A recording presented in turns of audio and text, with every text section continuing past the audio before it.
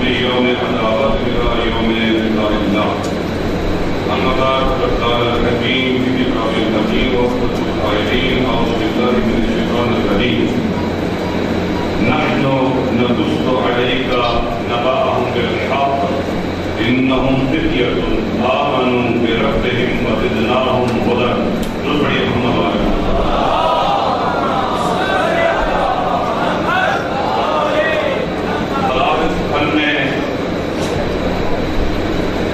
یاد کرتے ہیں اس شہید قائد کو جس نے اپنی عالی ترین آرزوؤں اور ارمانوں کو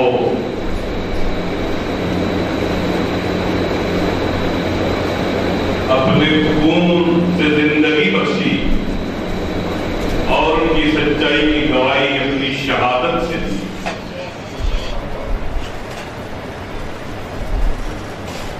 وہ شہید قائد جو ہمارے لیے پاکستان کی سرزمین پر اسوہ تھا، نمونہ عمل تھا، جس کے ساتھ چلنا ایسے تھا جیسے کربلا کے صراط مستقیم پہ چلنا ہے، جس کے ساتھ سفر یقین کا سفر تھا.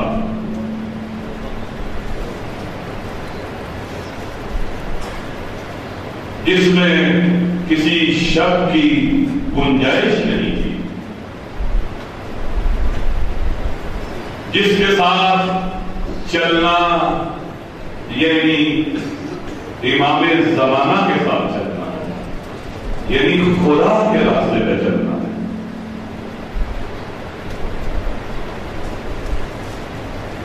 جس کی گفتار،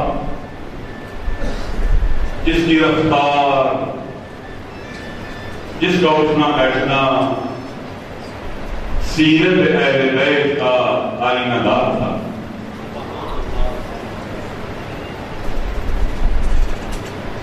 جو ہر پہلو سے رحمت اور قائد اور پیشوا تھا، جس کی یادیں آج تک ہمارے دلوں میں زندہ ہیں.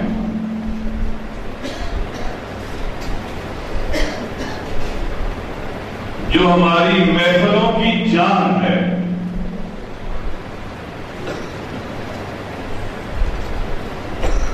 شہید قائد آپ کو ہم سے جدا ہوئے کئی سال ہو گئے، 24 سال سے اوپر کا عرصہ ہو گیا. لیکن شہید تیرے مالی فرزند تجھے بھولے نہیں، تجھے یاد رکھا. تیری آرزویں ان کی آرزویں بن گئی، تیرے ارمان ان کے ارمان بن گئے. تیرے مقتدار نے یہ کہا تھا نا کہ پاکستان کی ملت شہید کے افکار کو زندہ رکھے. شہید بڑی کوششیں ہوئی تیری راہ کو مٹا دیا جائے، تیرا نام ذہنوں سے مٹ جائے، تیرا راستہ بھلا دیا جائے. لیکن تیرے باوفا بیٹوں نے تیری یاد کو مٹنے نہیں دیا، تیرے راستے کو زندہ رکھا. تو چلا گیا تو تیرے بعد شہید ڈاکٹر نقوی کے خون کی سرخی نے تیرے راستے کو زندہ رکھا. تو چلا گیا، تیرے بعد شہید ناصر صفوی کے خون نے تیرے راستے کو زندہ رکھا. جو عزت کا راستہ تھا، جو شرف کا راستہ تھا، جو حقیقت کا راستہ تھا، جو غیرت کا راستہ تھا، تیرے بیٹے اپنا خون دیتے رہے. جنہوں نے تجھے دیکھا تھا، تیرے پاکیزہ ارمانوں کو تجھ سے سنا تھا، تجھ میں پایا تھا، انہوں نے اپنا خون دیا. ان کے خون کے ان کے خون کی سرخ لکیر ہمیں تیرے راستے سے ملا دیتی ہے اور تجھ سے مربوط کر دیتی ہے. ان تمام شہیدوں کو، ان تمام مظلوموں کو جن کے نام بھی بعض اوقات لوگ نسل کی وجہ سے زبانوں کا نہیں لاتے، سلام ہے ان کو، ان کی پاکیزہ روحوں کو سلام، ان کے پاکیزہ جذبوں کو سلام، ان کے پاکیزہ ارمانوں کو سلام، ان کے پاکیزہ راستوں اور ان کی پاکیزہ راہوں پر سلام. مجلس والد مسلمین شہیدوں کی راہ کی امین ہے، شہیدوں کی وراثت کی وارث ہے. انشاءاللہ کبھی شہیدوں کے اس راستے کو مٹنے نہیں دیں گے، مدھم نہیں ہونے دے گی، نہ خون دیتی رہے گی، لیکن اس کی سرخی کو کم ہونے نہیں دے گی. ہمارے لیے ہمارے یہ شہید اسوہ ہے، نمونہ عمل ہے، اور ہمیں ان کا نام لیتے ہوئے شرم نہیں آتی، ہم احساس فخر کرتے ہیں. ایسی عظیم ہستیاں مکتب تشیع کی آغوش میں پروان چڑھی، انہوں نے پرورش پائی اور اس وطن کے لیے، اہل وطن کے لیے، حق کے لیے، مظلوموں کے لیے، یزیدوں کے مقابلے میں اپنا خون دے کر اپنی سچائی کی گواہی دیتے ہیں. لہذا ہمارے لیے ان کا راستہ اس راستہ مستقیم اور ہم انہیں کے راستے پر چلیں جو اخلاص کا راستہ ہے، فداکاری کا راستہ ہے، قربانی کا راستہ ہے، ایثار کا راستہ ہے، ہمہ وقت تیار رہنے کا راستہ ہے، ہمہ وقت تیار رہنا، آمادہ رہنے کا راستہ ہے، ہر وقت آمادہ رہنا، غفلت میں نہ رہنا. انشاءاللہ ہم کوشش کریں گے کہ ان کے لائق وارث بنے، نالائق وارث نہ بنے. ہم ان کے اہل وارث بنے، نا اہل وارث نہ بنے. تو پڑھیے محمد والے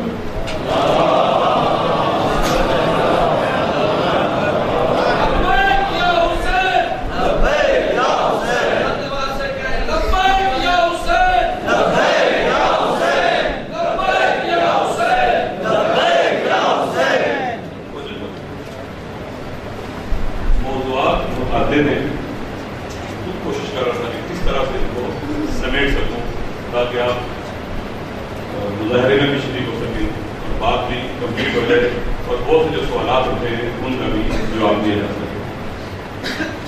رسمی طور پر مجلس والد مسلمین کو شروع ہوئے دستوری طور پر 2 سال اور میرے خیال میں 5 ماہ ہو گئے.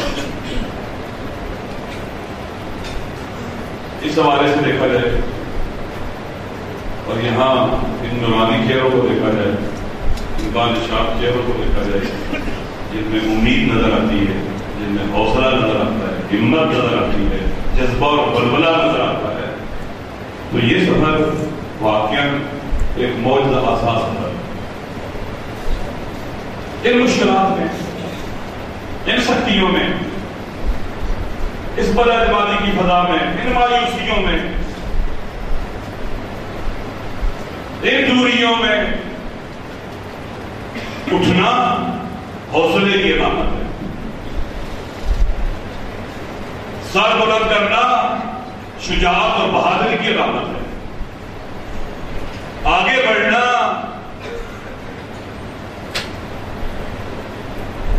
صابر، صاحب استقامت اور بابصیرت ہونے کی نشانی ہے.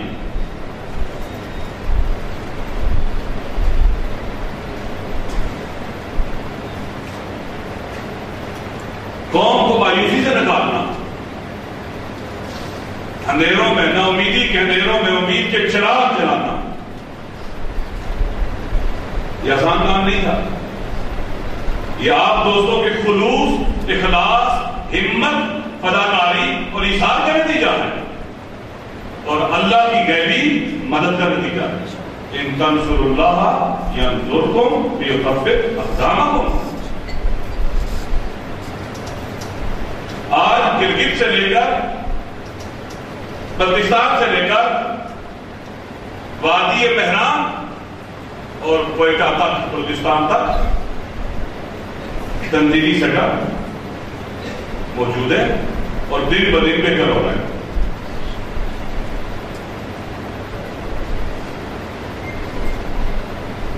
مجلس اتحاد المسلمین ان 2 سال 5 ماہ میں پاکستان کی مظلوم شیعہ ملت کی امید بن گئی، ایک عوامی جماعت بن گئی ہے،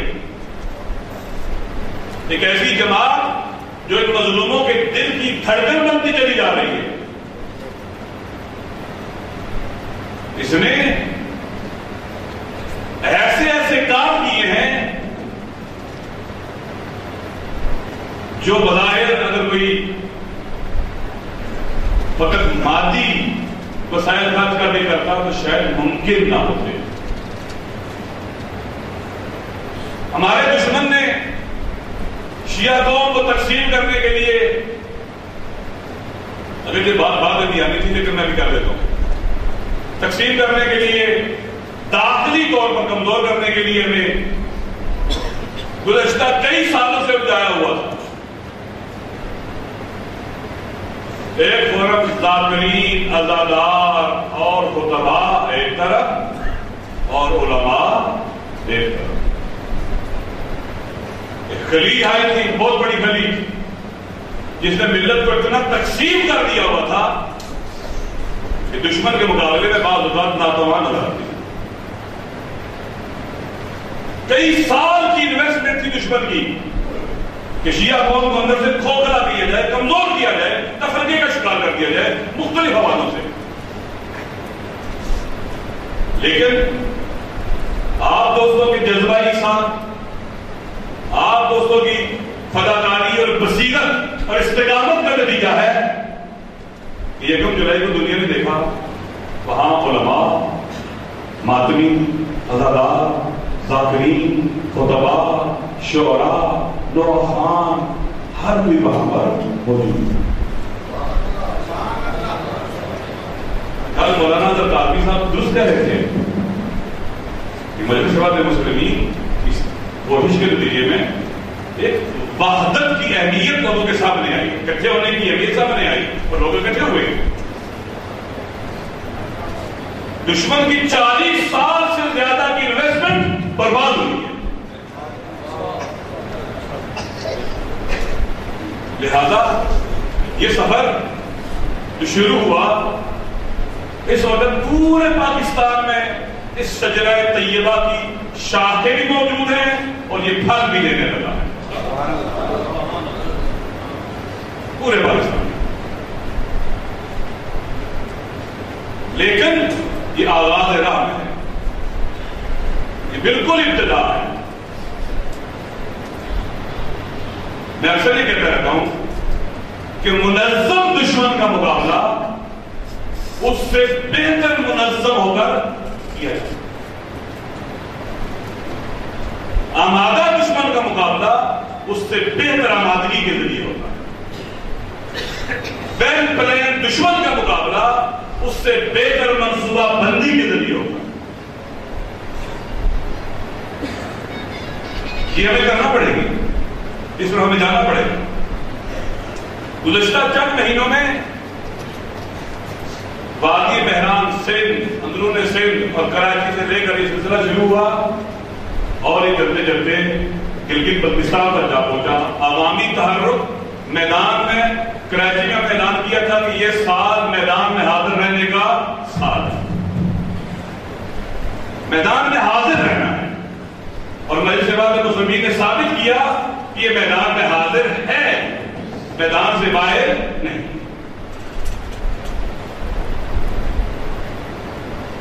25 مارچ کو کراچی کی سرزمین پر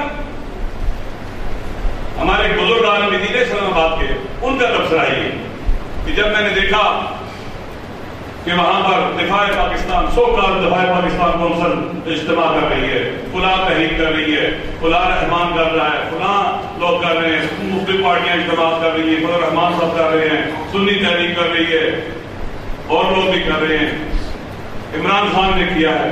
تو میرے ذہن میں آتا تھا کہ شیعہ کہاں چلیں گے، یہ اپنی طاقت کیوں نہیں داخل، یہ کیوں نہیں سامنے آتے، یہ کیوں گھروں میں گھس کے ہوں گے. کہ جب 25 مارچ کو کراچی میں وہ بت شکن دشمن شکن اجتماع ہوا تو کہنے لگے مجھے حوصلہ ملا کہ واقعی ہم زندہ ہیں، ایک قوم کے طور پر زندہ ہیں، موجود ہیں.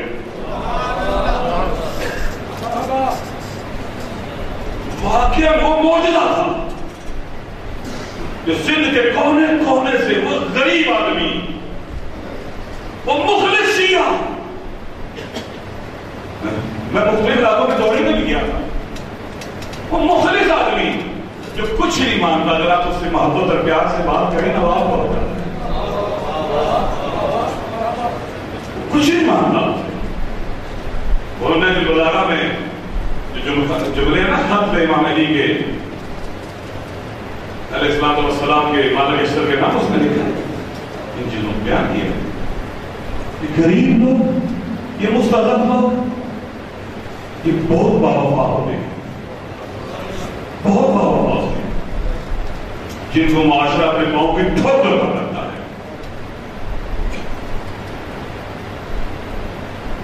جنہیں گرا دیتا ہے، جن کے حقوق پامال کر دیتا ہے، جنہیں سر نہیں اٹھانے دیتا، جنہیں غلاموں کی طرح نہیں کرتا ہے. ان سے محبت کی ہے. میں نے دیکھا کہاں کہاں سے لوگ آئے، جس نے کہا تھا آج ہم کا پتہ نہیں کیسے آیا، کس طرح سے پہنچے. کراچی کی سرزمین پر اس اجتماع نے مکتب تشیع کی اجتماعی حیبت کو دشمن کے سامنے واضح کیا اور دشمن کو زدہ ہوا. ہمیں مختلف چیلنجز کا مقابلہ کرنا ہے. ہم میرے بیت کے ماننے والے ہیں. اگر یزید امام حسین کے لیے روئے گا، وہ مکرانہ بھی دیا ہے، وہ خائنانہ بھی دیا ہے.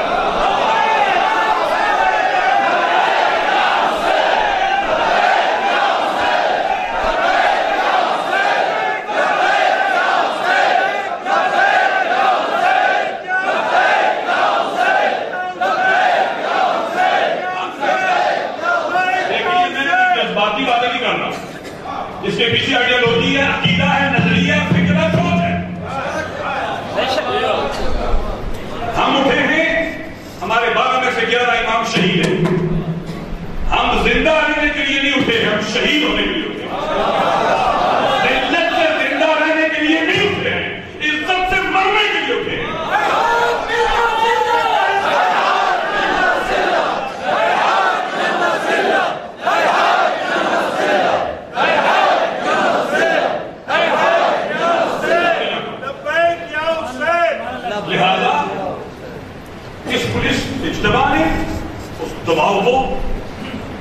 دباؤ کا ایک مضبوط محل بنا ہوا تھا نا، ایوان بنا ہوا تھا نا، جو پہاڑ بنا ہوا تھا نا، اسے ہلا کے رکھ دیا، اس پر کراڑے ڈالی. ایک ٹرننگ پوائنٹ تھا لشکر پاک کا اجتماع.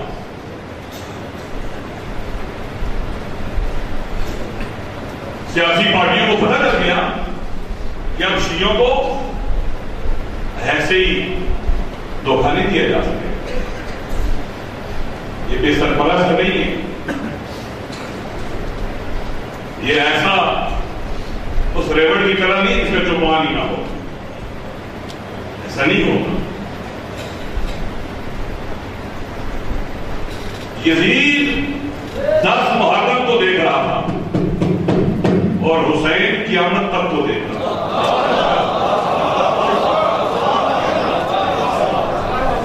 ہمیشہ یزیدی سوچ فکر اور انتہائی نزدیک دین ہوتی ہے، اور حسینی سوچ دور تک ہے، قیامت تک ہے. لہذا کراچی کے پروگرام نے ایک بہت بڑی تبدیلی اور تحول پیدا کیا. سندھ اندرون سندھ کے دوست، کراچی کے دوست، جنہوں نے اس پروگرام میں نقش پلے کیا، رول پلے کیا، واقعاً وہ سلام کے مستحق ہیں، انہیں سلام کرتے ہیں، ان کی تشریح کرتے ہیں، تہذیب کرتے ہیں. انہوں نے واقعاً بنیادی طور پر کیا اس عظیم کام کو انجام دینے کا. ان کی قدر ہونی چاہیے. انہوں نے بے سبب سامانی میں یہ کام کیا. خود جانتے ہیں، میں نے خود اکیلے پورے سندھ کا دورہ کیا.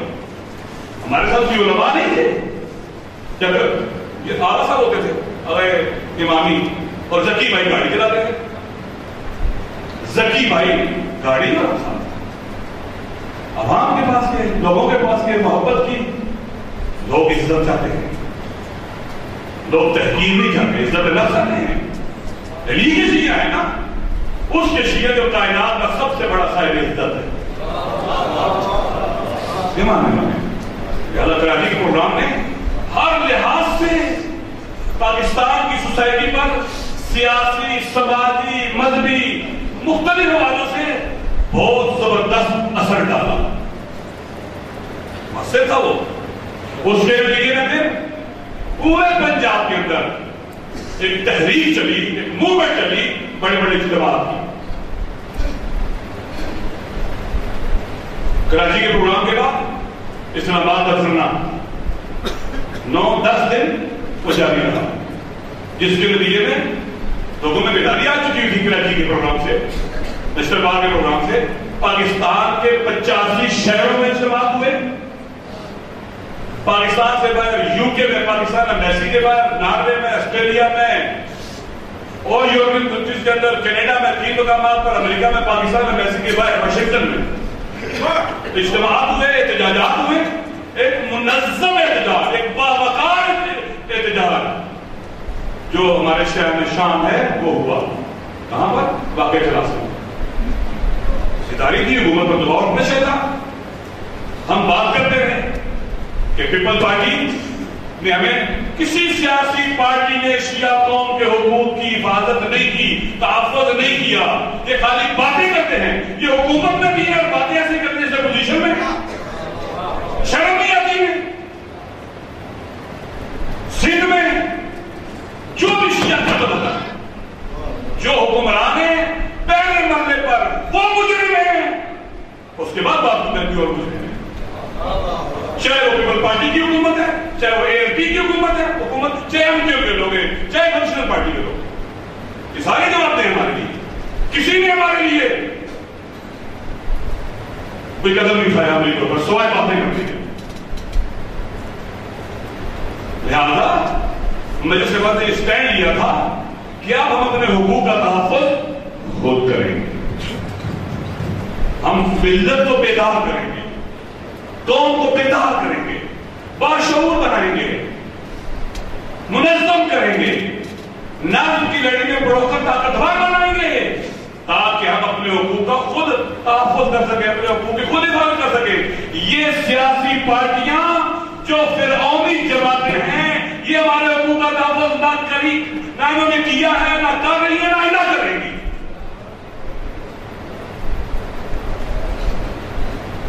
کے لیے کرسی بہت اہم ہے. ہم فقط اس لیے اہم ہیں ہم ان کو ووٹ دیں. کوئٹہ میں شیعہ بنتا ہے، پیپل پارٹی کا ووٹر تو ہے نا. کراچی میں شیعہ بنتا ہے، MKM کا ووٹر تو ہے نا. سندھ کے اندر شیعہ شہید ہوتا ہے، MKM کا ووٹر، پیپل پارٹی کا ووٹر تو ہے نا. پنجاب میں گلگت بلتستان کے علاقے میں چلے جائیں، پیپل پارٹی کا ہے نا. ایک ووٹر کی حیثیت خود غور سے سنیں. لیاری میں آپریشن ہو رہا تھا، چیف بلوچ بھرے رک گیا. بلوچ وہاں کے پیپل پارٹی کا حلقہ ہے، وہاں سے بلاول بھٹو نے الیکشن لڑنا ہے، انہیں ناراض نہیں کرنا. ہندوؤں کی کیا حیثیت ہے پاکستان میں؟ وہ کام ہے نا کہ ان پر مشکل آئی، پورا پاکستان چیف ہوتا. ہماری حیثیت لیاری کے حلقے کے بلوچوں جتنی بھی نہیں ہے اور پاکستان میں بسنے والے ہندو جتنی بھی نہیں ہے ان سیاسی جماعتوں کی نگاہ. ہم نے آواز اٹھائی، ہم بولنا شروع ہوئے، پھر شکم چلائی. بکھر، جیلم، جھنگ، فیصل آباد، ملتان، سکردو، ان علاقوں کے اندر اجتماعات. لہذا یکم جولائی کا پروگرام ایک تاریخی سنگ میل کی حیثیت رکھتا ہے. ہماری اجتماعی جدوجہد کے اندر ایک سنگمیل کی فکر ہے، اس نے باقاعدہ قوم کو بہت حوصلہ دیا، ہمت بڑھائی، چہروں پر نشاط آئی لوگوں میں، مایوسی کے بادل چھٹے بڑی حد تک۔ یکم جولائی بہت سے لوگ ممکن ہے باتیں کریں کہ یہ یکم جولائی کو کیا ہو، کیا دیا گیا قوم کو۔ بعض لوگ ایسے تھے فی قلوبہم مرض فزادہم اللہ مرضا، اللہ کسی کو حسد کی بیماری نہ لگائے۔ حسد جو ہے نا کہتے ہیں تاکل الایمان کما تاکل النار والحطب،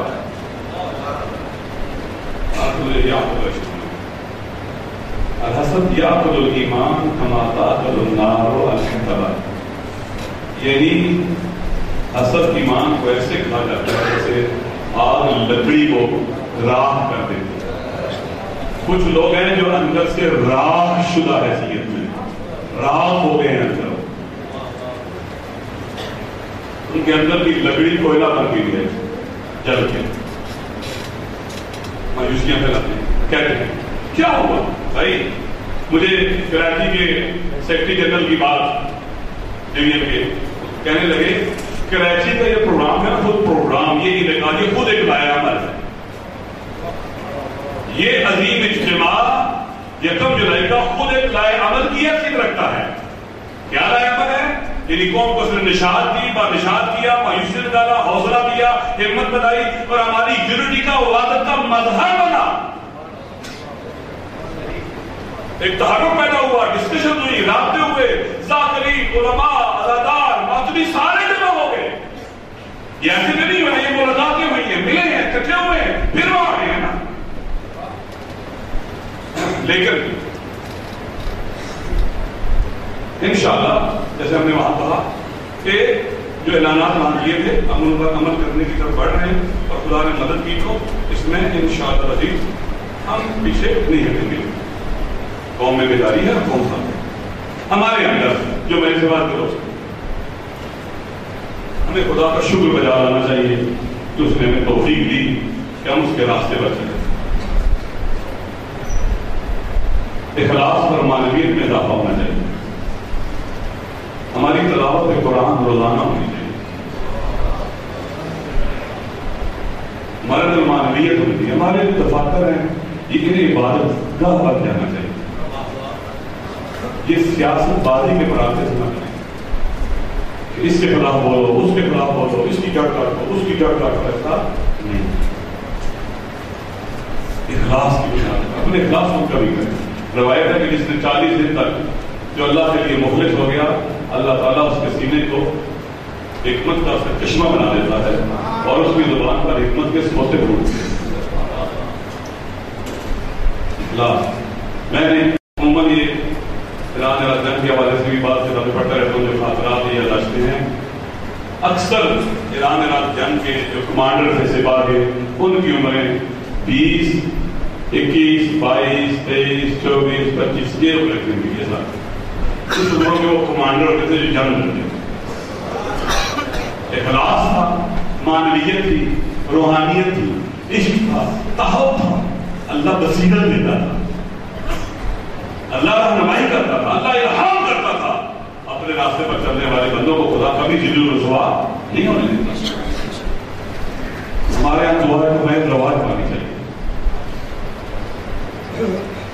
دیکھیں ایک قاعدہ ہے، ہم قوم کو لے کے آگے بڑھنا چاہتے ہیں، ہم آگے کھڑے ہو، آگے کھڑے ہونے کا حق اسے جو دوسروں سے بہتر ہو، جو ان سے بہتر نہ اگر آگے آ جائے تو وہ کیا ہو جائے گا، راستے ہو۔ لہذا مسلسل ہمیں اپنے آپ کو بہتر کرنے کے لیے کام کرنا ہے، مسلسل بہتر عبادت، اخلاص میں بہتری اور پاکیزگی اور طہارت اور اندر قرآن سے تمسک بہت زیادہ ہونا چاہیے، تلاوت قرآن، اہل بیت سے توسل بہت زیادہ ہونا چاہیے، ان کے قریب ہونا چاہیے اپنے آئے والے بہتر مسلمان، یہ بڑھتے رہنا چاہیے، یہ رکنا نہیں چاہیے۔ اگر ہم نے کیونکہ یہ کام کرنا ہے نا، اللہ کی مدد بغیر ممکن نہیں ہے نا، شیطان سے تو مدد نہیں لینی ہمیں. ہمارے باقاعدہ روزمرہ کا ایک شیڈول ہونا چاہیے. مجلس بات مسلمین کے اندر کام کرنے والے دوست صبح اٹھنا ہے, نماز پڑھنی ہے, تعقیبات ہے, قرآن کی تلاوت ہے, اخبار کا مطالعہ ہے, روزمرہ کے امور کو دیکھنا ہے, ملنا ہے, ملانا ہے, بہت سے مسائل ہیں نا, انسانی ہیں, اجتماعی ہیں, عیادت کرنی ہے, کسی کی مدد کرنی ہے, کسی کا ساتھ دینا ہے. پھر آخر ہمیں اہل عبادت ہونا چاہیے, اہل دعا ہونا چاہیے, اہل مناجات ہونا چاہیے, اہل دعوت و نیاز ہونا چاہیے. اگر ہم یہ کام نہیں کریں گے, جتنا وزن دشمن ہمارے اوپر ڈالے گا نا, ہم اس کو اٹھا نہیں سکتے. اذا موحس بالبلاء قلت دیانون. امام حسین فرماتے ہیں جب امتحان کا وقت آتا ہے نا تو دین پر چلنے والے تھوڑے رہتے ہیں. ضروری ہے ہم اپنی تربیت کریں, کچھ کام ہمیں خود کرنے چاہیے, ہماری زندگی کا حصہ بننے چاہیے, ہمارے دینی مطالعات دوسروں سے بہتر ہونے چاہیے, ہم نالج میں دوسروں سے بہتر ہوں, ہم کریکٹر میں دوسروں سے بہتر ہوں, اپنے کاموں میں پرفیکشن میں دوسروں سے بہتر ہوں, اویئرنیس میں ہم دوسروں سے بہتر ہوں. ہمیں دوسروں سے بہتر ہونا چاہیے, ضروری ہے. اس کے لیے پھر محنت, تلاش اور ہمت کی. ہم کوشش کریں افراد کی شناخت میں پہچانیں. شیعہ قوم کوئی بانج قوم نہیں ہے, اس کے اندر بہترین ہیرے موجود ہیں, بہترین جوہر موجود ہیں. ہم ان کی تلاش کریں اور ان کو موقع دیں. آئیں آپ کام کریں, ہم اپنا ساتھ دیں گے, ہم پیچھے چلیں گے. تلاش کریں ان کو تاکہ ان تؤدوا الامانات الى اہلھا, اپنی ذمہ داری دوسروں کے حوالے کریں. ایک بڑا کام انجام دینا ہے, بہترین لوگوں کو تلاش کیا جائے, راستے بند نہ کیے جائیں, راستے کھولے جائیں. لوگ جو آنا چاہتے ہیں, کام کرنا چاہتے ہیں, ان کے لیے راستہ کھولا جائے. ایک سسٹم جو ہے اس طرح سے ہو کہ ان کو آنے دیا جائے, یونٹ میں آ جائیں, ضلع میں آ جائیں, تحصیل میں آ جائیں, ڈویژن میں آ جائیں, صوبے میں آ جائیں. راستہ کھولنا چاہیے تاکہ ہمارے تنظیم کے اندر ایسا سسٹم ہو, ایک آدمی یونٹ سے شروع ہو اور اعلیٰ سے اعلیٰ مرتبے تک پہنچ سکے اگر اس کا لیاقت اور صلاحیت ہے. رکاوٹیں نہیں کہ کچھ لوگوں نے ساری زندگی یونٹ کا ہی مصروف کرنا ہے, کچھ نے ساری زندگی ضلع سے اوپر جانا ہی نہیں, جو ضلع میں وہ ضلع میں, جو صوبے میں وہ صوبے میں. ایسے نہیں ہے. ہمیں صلاحیتوں کو تلاش کرنا چاہیے, بہتر افراد کو تلاش کرنا چاہیے اور بہتر افراد کے بارے ذمہ داری کرنی چاہیے تاکہ خدا کی بارگاہ میں ہم جواب دے نہ ٹھہریں, شرمندہ نہ ہو خدا کی بارگاہ.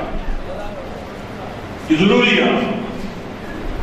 اگر کسی نے گزشتہ زمانے میں کوئی غلطی کی ہے تو توبہ کا دروازہ باہر کھلا رکھنا چاہیے کہ یہ تو سنانا تھا, اب یہ نہیں آ. جب اللہ نے واپسی کا دروازہ نہیں بند کیا تو ہم کون اپنے واپسی کا دروازہ بند کریں؟ واپسی کا دروازہ بند نہیں کرنا ہے, برداشت کرنا ہے دوسروں کو. جب خدا کے لیے کام کرنا ہے نا, پھر رقابت نہیں ہونی چاہیے اس طرح سے. اگر کوئی دوسرا اچھا کام کر رہا ہے ہم اس کا ساتھ دیں, نہیں کہ اس کے مقابلے میں ہم ایک نیا کام شروع کریں. ایسا نہیں کہ درست خدا ہی نہیں, ہم اسی کی تربیت کرتے ہیں, اسی کا ساتھ دیتے ہیں خدا کے لیے. تنظیم وسیلہ ہے, ذریعہ ہے, ہدف اور مقصد نہیں ہے. ہم نے مجلس مسلمین کو وسیلہ اور ذریعہ بنانا ہے, ہدف اور مقصد نہیں بنانا ہے. البتہ پاکیزہ مقصد بنانا ہے, پاکیزہ وسیلہ اور ذریعہ بنانا ہے. اس کو وہ تو نہیں بنانا ہے کہ اس کی پوجا شروع کر دیں, اور یہ بھی نہیں سوچنا ہے کہ ہمارے علاوہ کوئی اور اچھا کام نہیں کر سکتا, کوئی اور خدائی کام نہیں کر سکتا. نہیں, بہت سے لوگ ہوں گے جو ممکن ہے ہماری جماعت میں نہ ہو لیکن خدا کے لیے کام کرتے ہو. یہ تک نظریہ درست نہیں ہے. ہم نے اس لیے جواب نہیں کہ انحصاب طلب ہو جائے, دوسروں کو کنڈیم کر دیں, دوسروں کو ریجیکٹ کر دیں, کچھ بھی نہیں ہے. فاسق نہیں, ایسا نہیں ہے. ہمیں چاہیے کس طرح سے کام کریں, زیادہ سے زیادہ لوگ ہمارے ساتھ آئیں, ہمیں اکٹھے ہمارا کاروان بڑا کاروان بنے, طاقتور کاروان بن جائے, سبھی بڑی ذمہ داری کو ہم انجام دے سکیں. علماء کا احترام, بزرگوں کا احترام، سوسائٹی کے تمام طبقات کا احترام، آدمیوں کا احترام، لاغرین کا احترام، محبت، یہ وحدت کا پیدا ہے۔ ہم سب بزرگوں کا احترام کرتے ہیں، اگرچہ ممکن ایک شکوہ زبان پر آئے نامناسب ہو، ہمیں تو بہت ہے۔ بعض بزرگوں کے پاس میں گیا، میں نے کہا ہم آپ کی طاقت آپ کے پاس تو بازو میں، ہم آپ کے مقابلے میں نہیں ہیں، آپ بتاؤ کیا کیا ہونا چاہیے، ہم کریں کہ آپ ہم سے پوچھو ہوا یا نہیں ہوا۔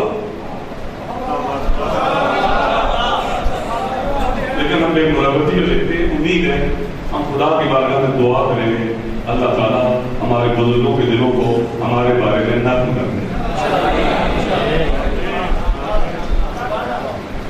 ہمیں بھی توفیق دے کہ ہم ان کے واقعہ احترام کرنے والے ہوں اور ان کا پیار کریں۔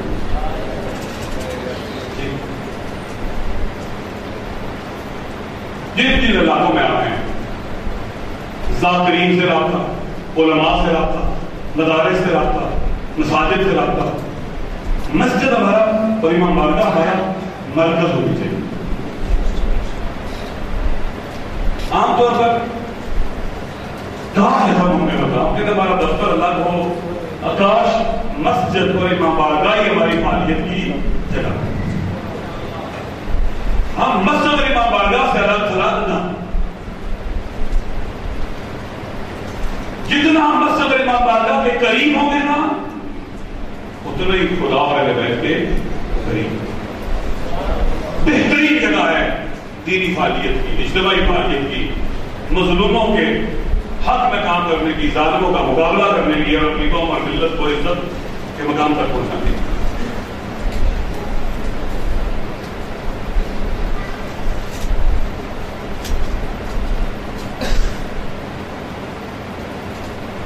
اسی طرح سے اہل سنت سے رابطے دو کچھ بتا کے میں بعد میں بات کروں گا، لیکن یہ بات کروں تاکہ کچھ سوالات کے جواب میں میرے کو بات کروں گا۔ اہل سنت سے رابطے، دیوبندی اہل سنت، بریلوی لوگوں سے رابطے، معتزلہ اہل سنت سے رابطے، یہ ضروری ہے۔ شیعہ انٹرنل یونٹی اور بسنے والے لوگوں سے سماجی تعلقات بہترین ہونے چاہیے، سوشل ریلیشن بہترین ہونے چاہیے۔ پھر ہمارے سٹینڈ ہونے چاہیے، مثلا اگر فرض کریں کہ ہم ناامنی کے خلاف، دہشتگردی کے خلاف بولتے ہیں تو لیٹ شیڈول شیڈنگ بھی ہے، یہ بھی لوگوں کی مشکل ہے، بے روزگاری بھی لوگوں کی مشکل ہے، ہیلتھ کے سینٹر ہیلتھ کی سہولتیں نہ ہونے بھی مشکل ہے، تعلیم نہ ہونے بھی مشکل ہے۔ ہم ان تمام کی تمام مشکلات کے حوالے سے ہماری بات چیت ہونی چاہیے۔ میڈیا میں ہمارے ذہنوں کو چاہیے ان رہیں، بیانات آئیں، رابطے رہیں، باقی لوکل انتظامیہ سے رابطہ رکھیں۔ دشمن ہمیں اجا کر رکھنا چاہتا ہے، جتنا اپنا اچھا تعارف کروائیں، شیعہ سنی یونٹی کے پروگرام کریں، انتظامیہ کے لوگوں کو بلائیں، اپنا تعارف کرائیں، ہم کون ہیں، ہم اس وطن کو محفوظ کرنا چاہتے ہیں۔ لہذا سوشل ریلیشن، شیعہ سنی یونٹی، شیعوں کی داخلی یونٹی، اس حوالے سے ضلعوں کے اندر باقاعدہ کام ہونا چاہیے، متحرک اور فعال ہونا چاہیے۔ دیکھو میں جو کام کر رہا ہوں، نہ آپ پر احسان کر رہا ہوں، نہ آپ مجھ پر احسان کر رہے ہیں، یہ ہم کام کر رہے ہیں اپنی شرعی ذمہ داری کو انجام دینے کے لیے، اللہ کی رضا کی خاطر اور اپنے امام زمانہ کو خوش کرنے، ایسے ہے یہ نہیں کسی کا مجھے پر احسان نہیں۔ لہذا اگر مجھ میں سستی ہے تو آپ کو سستی ہونا چاہیے، ایسا نہیں ہونا چاہیے۔ الہی جماعت میں ایسے نہیں ہونا چاہیے، یہ دنیا بھر جماعتوں میں ہوگا کہ اوپر سے پیسہ نہیں آ رہا کام نہیں ہوگا، نہیں ایسا۔ فرض کریں اس طرح سے کام کرتے ہیں، ہمارے پاس ایک پائی پیسہ بھی امکانیات نہ ہو، ہم نے پھر بھی کرنا، پھر بھی لڑنا ہے دشمن سے، پھر بھی اپنی عزت کے لیے کام کرنا ہے، وطن کے لیے کام کرنا ہے، ہم نے پیچھے نہیں کرنا۔ وسائل موومنٹ جو ہوتی ہے، تحریک کو وسائل اور امکانات کی محتاج نہیں ہوتی، تحریک کا ترقیہ خود وسائل اور امکانات پیدا ہوتے ہیں۔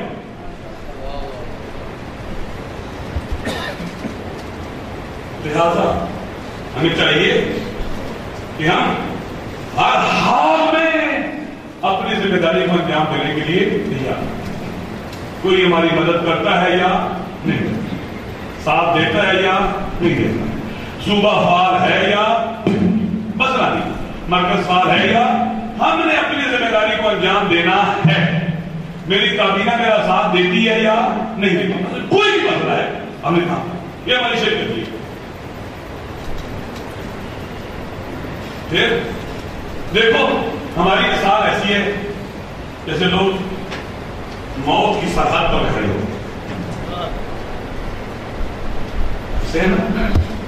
شہادت کی سرحد, ان کے درمیان کتنی محبت ہونی چاہیے. دیکھنا ہے نا, شب عاشور دیکھو, حسین کے 72 ساتھی کو جو موت کی سرحد پر کھڑے, آپس میں ہماری محبت, دوستی, صاف خیال رکھنا, ہمدردی کرنا, آپس میں بہت قرب ہونا چاہیے. ہمارا بہت قرب ہونا چاہیے, بہت نیچے کے قریب ہونا چاہیے, تاکہ دشمن ہمارے اندر دراڑیں نہ ڈال سکے, ہمارے اندر رحمیں پیدا نہ, ہمارے اندر خوف خدا ہونا چاہیے, خوف خدا ہونا چاہیے, سمجھدار ہونا چاہیے, بصیرت ہونا چاہیے, اور خوف خدا ہونا چاہیے. کہ آپ کے درجات پر آتے ہیں, دوست پر بہت فرق کر رہے ہیں, پیچھے چار دینے کا کام کر رہے ہیں, تو تہمت نہیں لگانی چاہیے, غیبت نہیں کرنی چاہیے. یہ چیزیں درست نہیں ہے. تنظیمی سسٹم جناب کو سست کرتے ہیں.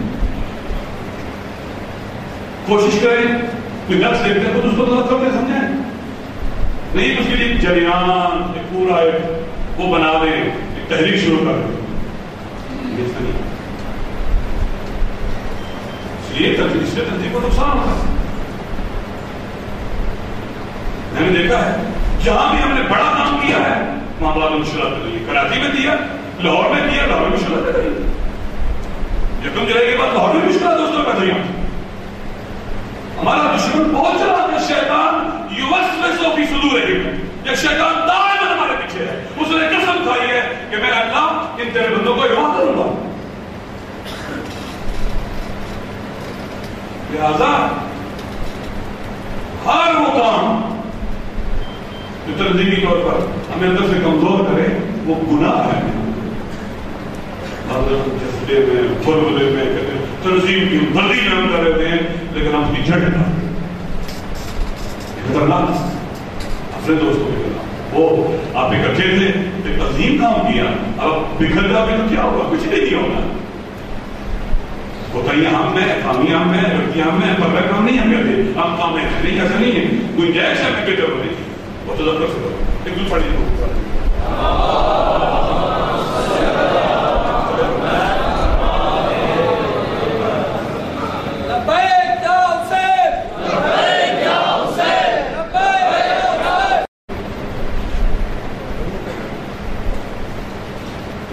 ہمیں جو درپیش مشکلات ہیں وہ مختلف قسم کی ہیں. ان میں سے ایک دہشت گردی اور نامنی. سوال غور سے سننا ہے. اس ملک کے اندر ہمارے خلاف جو کفر کا نعرہ لگا, جو چلتے چلتے قتل و غارت کرنے تک جا پہنچا, یہ کیوں شروع ہوا؟ دشمن کے اہداف و مقاصد کیا؟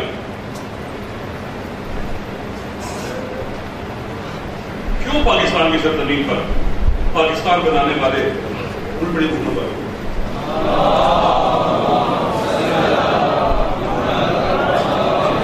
پاکستان بنانے والے اہل تشیع کے خلاف یہ کام شروع ہوا, اور پھر اہل سنت کے خلاف جو بریلوی ان کے خلاف ہوا. دشمن کے آداب کیا تھے؟ دشمن کون ہے؟ میں اندرونی دشمن کی بات نہیں کروں گا, علاقائی کی بھی اور بین الاقوامی. پہلے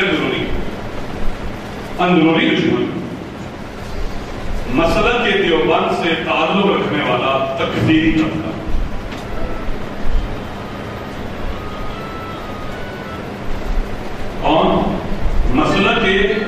دیوبند سے تعلق رکھنے والا تکفیری، ایکسٹریمسٹ اور انتہا پسند طبقہ.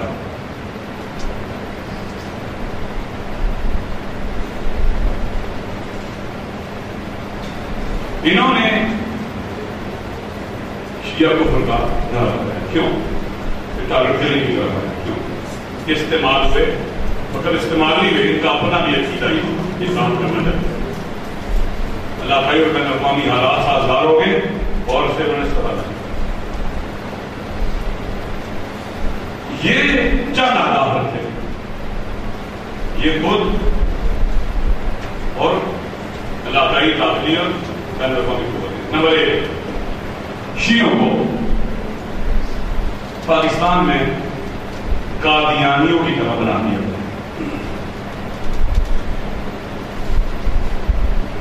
نمبر 2، شیعوں کو پاکستان میں سماجی طور پر آئسولیٹ کر دیا جائے، ایسا منفور طبقہ ہو کہ ان کے ساتھ لوگ سماجی تعلقات نہ رکھیں.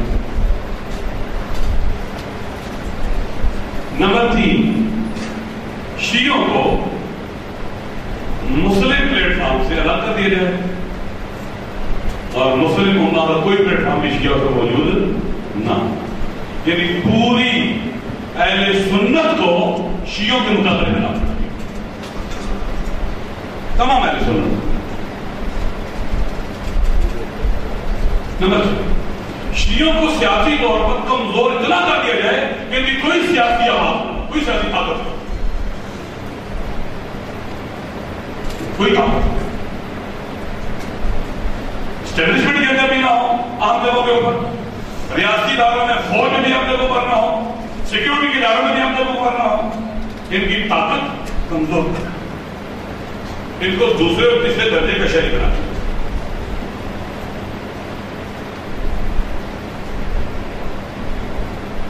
ان کو ہر حوالے سے کمزور کر دیا جائے، مایوس نہ کیا جائے، دیوار سے لگا دیا جائے. ان کی آزاداری کو باؤنڈ کر دیا جائے اسی طرح سے جیسے قادیانیوں کی مساجد، قادیانیوں کی عبادت گاہ ہے، وہاں پر جیسے نمازیں ہوتی ہیں، جو بھی عبادات کو انجام دیتے ہیں، یہ بھی اندر ان کو بند کر دیا جائے. ان کی آزاداری کنٹرول ہے، ان کو حوصلہ کر دیا جائے، ڈرا دیا جائے.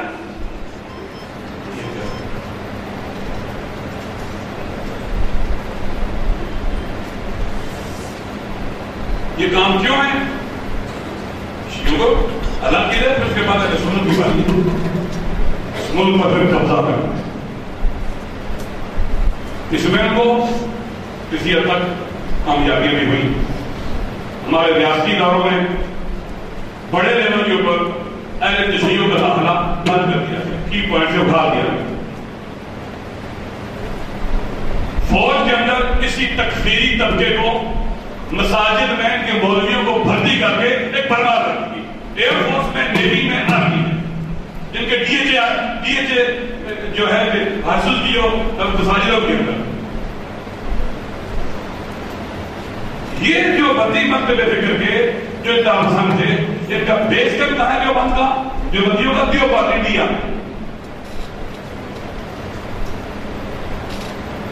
انڈیا میں یہ سوچ سیکیورٹی کے اداروں میں آ گئی. ان کے مولوی کفر کے فتوے دینے والے فوج، ایئر فورس اور نیوی کی مسجدوں میں آ گئے. آج اگر کامرا بیس پر حملہ ہوا تو اس میں کون ملوث ہے؟ میدان میں کون ملوث تھا؟ جیت کے حملے میں کون لوگ ملوث تھے؟ انہی کے تربیت شدہ، انہی صاحبوں کے بچوں کے پالنے والے وہ لوگ تھے، یہی صاحب کے بچے. اینٹی بنا دیا گیا، شیعہ کو جھوٹ بنا دیا جائے، کی پوائنٹ بننا ہے کون شیعہ اور کون سنی جنہوں نے پاکستان بنایا. سنیوں کو بھی ایسولیٹ کیا جائے، لیڈرشپ کو بھی قتل کیا جائے، مار دیا جائے، انہیں بھی قبضہ کیا جائے. شیعوں کو تقسیم کیا جائے، سنیوں کو تقسیم کیا جائے، اکٹھا کیا جائے، اور اس تکفیری طبقے کے جو پیچھے بیٹھا ہوا دمار ہے ان کے پرچم کرے، بریلوی بھی آ جائے، شیعہ بھی آ جائے اور ان کے آداب بھی یہ کام کرے.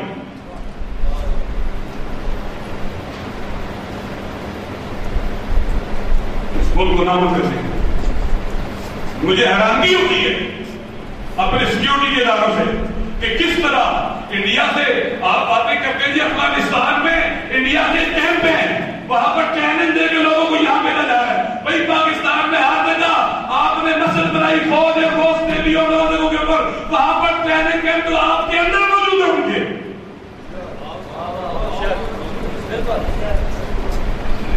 اس کے بعد آپ نے کیا کیا؟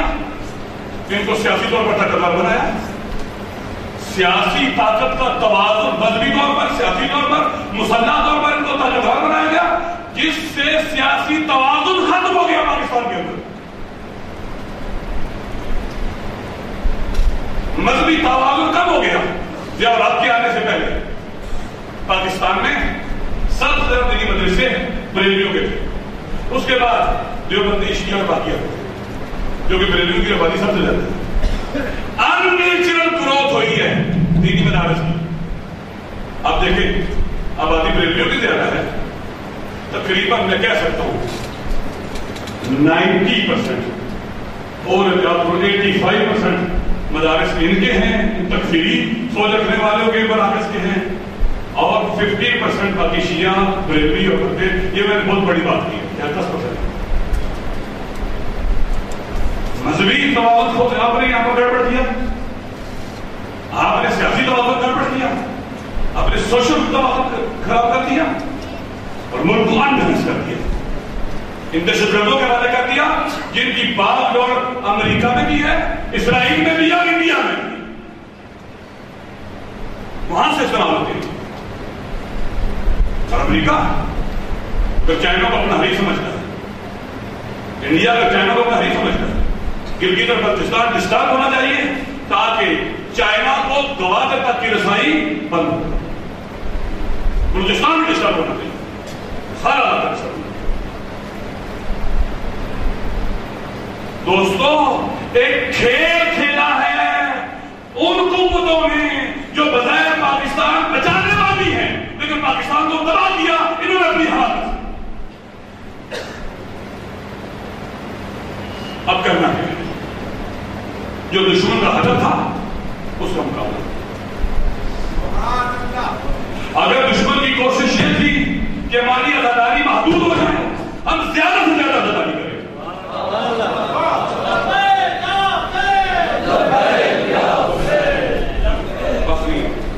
اگر دشمن کی کوشش یہ تھی کہ شیعہ سنی تفرقہ پھیلا کر پورے اہل تسنن کے جہانی تسنن کو ہمارے مقابلے میں لا کھڑا کیا جائے, ہم شیعہ سنی یونٹی کے لیے کام کریں اور ان تکفیریوں کو الگ کھڑا کر کے رکھیں. اگر ان کی کوشش یہ تھی کہ ہمیں قادیانیوں کی طرح کیا جائے, ہمیں قادیانیوں کی طرح کریں. اگر ان کی کوشش یہ تھی کہ ہمیں سیاسی طور پر کمزور کر دیا جائے, ہم سیاسی طور پر طاقتور ہونے کے لیے کام کریں. اگر ان کی کوشش یہ تھی کہ ہماری آواز کو کچل دیا جائے, دبا دیا جائے, ہم طاقتور آواز اٹھائیں. اگر ان کی کوشش یہ تھی کہ ہم میدان سے نکلتے ہیں, بھاگتے ہیں, ہم میدان میں حاضر کریں.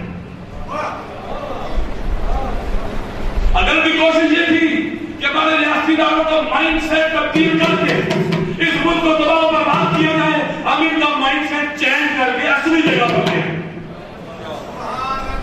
اگر ہم یہ کام کر رہے ہیں تو دشمن شکست کھا گیا ہے, ہم جیت گئے. دشمن کو شکست 30 سال اس نے کفر کے فتوے لگائے, اسے ڈالنے کے لیے کی, لیکن شکست کھا گیا.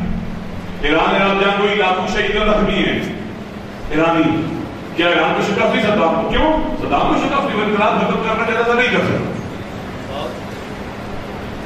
اسرائیل نے لبنان پر حملہ کیا حزب اللہ کو ختم کرنے کے لیے, 33 دن جہاں کوئی حزب اللہ کو ختم نہیں کر سکا. حزب اللہ کے بہت لوگ شہید ہو گئے, لیکن اسرائیل کو شکست ہو گئی.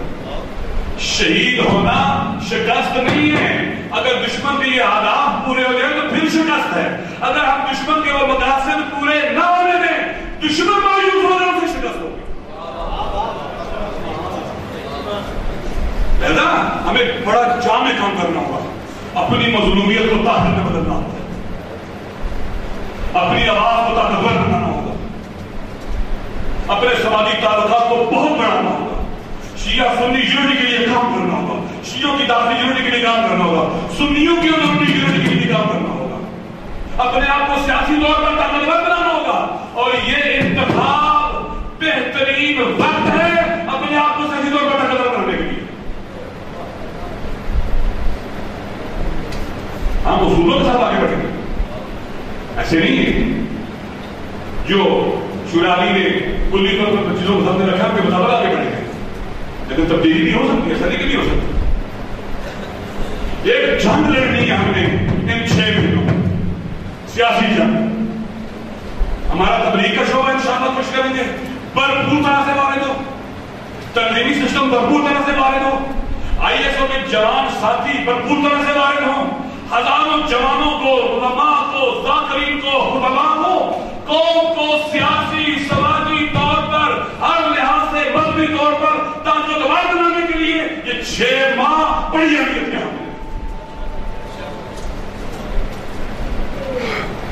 ہم نے کام کرنا، بڑا کام کرنا۔ ٹارگٹ کے لیے آجان اس وقت کا آپ یاد ہوگی جب اپنے مقصد حاصل کرتے ہیں، اگر ہم اس کے مقصد حاصل نہ کرنے رہے وہ ناکام ہو گیا، وہ شکست آ گیا۔ اگر دوسرے امور بھی میں نے کہا لیکن ان کو انجام دینا چاہیے۔ دوستو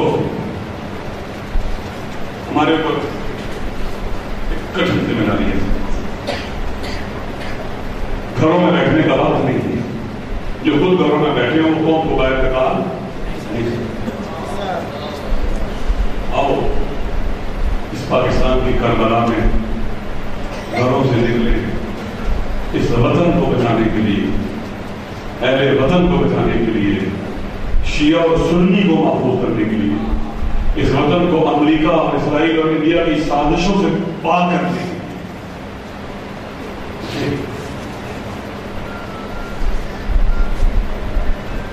یہ ایسا نہ ہو کہ پانی سروں سے گزرتے ہیں، چھوٹے چھوٹے مسئلے ہم چھوڑیں اور ہم آگے بڑھیں، وقت بدل گئے۔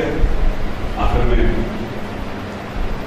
آؤ یاد کریں آج کسے، اس کو یاد کریں جو شہیدوں کی بات ہے۔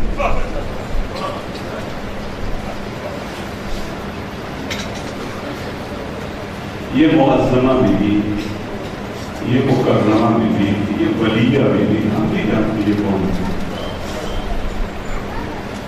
کہ جو پوچھے نا تجھے حسین،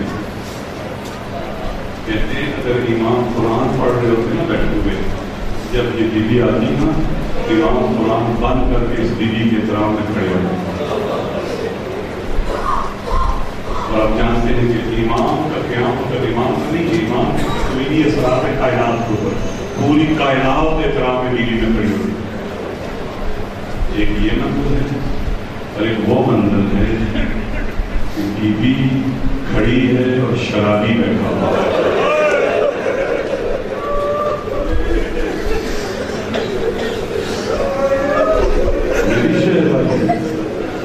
تاریخ کی عظیم انقلابی باتوں ہے ہماری معلمہ بیوی، ہے ہماری مربیہ بیوی، ہے ہماری ولیہ کہلاتی، لیکن بھی یہ نکاح تو بھاگ گئی ہے، تو کئی 100 کلومیٹر کی مسافرہ تھی، کئی دنوں کی مسافرہ تھی۔ آج کل تو کوئی آدمی 10-12 گھنٹے پہیے سفر کر کے آ جائے تو پھر بھی تھکا ہوا ہوتا ہے، آرام کرتا ہے۔ تو کربلا سے کوفہ اور کوفہ سے شام، ان اونٹوں پر تجھے بٹھایا گیا جن پر محبت نہیں ہوتے۔ میری شہزادی تجھے لوگ تماچے مارتے رہے، شراب دیتے رہے، تالیانے مارتے رہے، تشہیر کرتے رہے کہ جس نے تماشا دیکھنا ہے آؤ دیکھو باغی کی بہن آئی ہے۔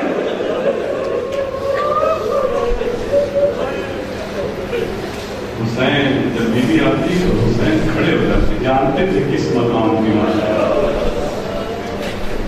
لیکن ایک وقت وہ آیا جب یہ بیوی آئی نا حسین کھڑے نہیں ہو سکے۔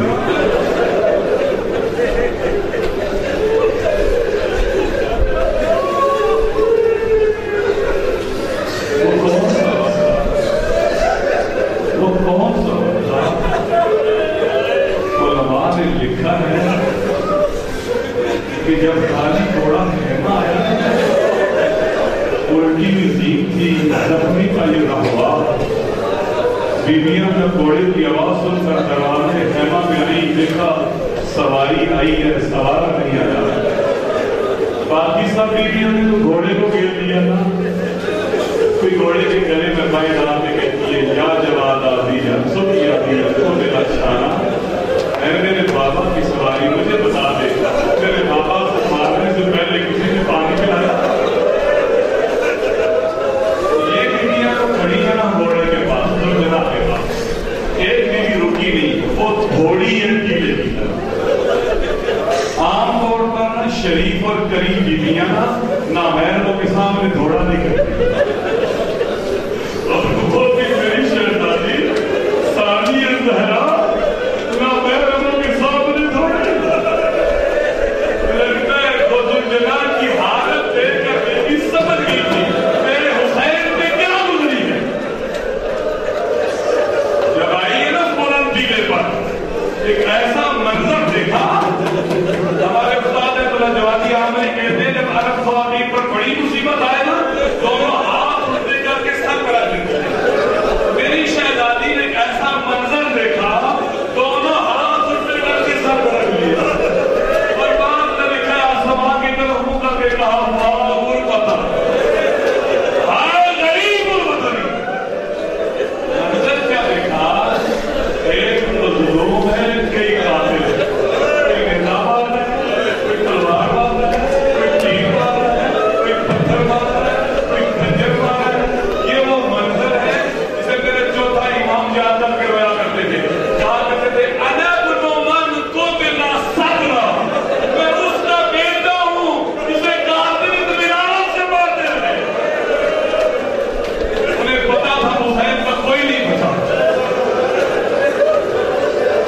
جب ظالم ظلم کر کے تھک گئے نا، اب میرے حسین کی حالت کیا ہے؟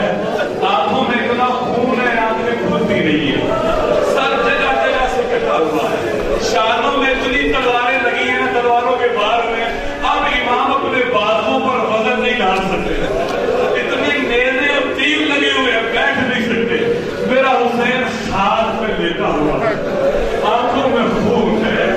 اب جو ثانیہ زہرا نے لکھا نا میرا حسین تنہا ہے، دشمن نے سمجھا حسین شہید ہو گیا، بیوی آئی ہے حسین کے پاس۔ آیت اللہ مظاہر کی بیان کرتے ہیں کہ جب آئی نا حسین کے پاس، پہلے حسین اٹھ کھڑے ہوتے تھے، آج حسین نہیں اٹھے، آنکھیں بھی نہیں کھولی، آنکھوں میں اتنا خون ہے۔ ایک مطلب بھی نے کہا انت ابی انت ابن امی انت الحسین، حسین تیری زینب آئی ہے، حسین تیرے ساتھ کلام کر، حسین تجھے اما زہرا کا واسطہ ایک جملہ بول زینب کے ساتھ، تجھے سکون مل جائے، تجھے نانا رسول کا واسطہ، بابا علی کا واسطہ، اما زہرا کا واسطہ، اور تجھے زینب کے ساتھ کلام کر لے۔ یہ وہ منظر ہے کہ حضرت جوادی عامری کہتے ہیں اتنی دیر میں شمر آیا، شمر کا آنا تھا، میرے حسین بولے نہیں، اپنی بہن سے بڑی مشکل سے آنکھ کھول کے آنکھ کے اشارے سے کہا بہن خیمہ لوٹنا۔ اب مجھ سے پوچھے نا یہ بیوی خیمہ لوٹی کیسے؟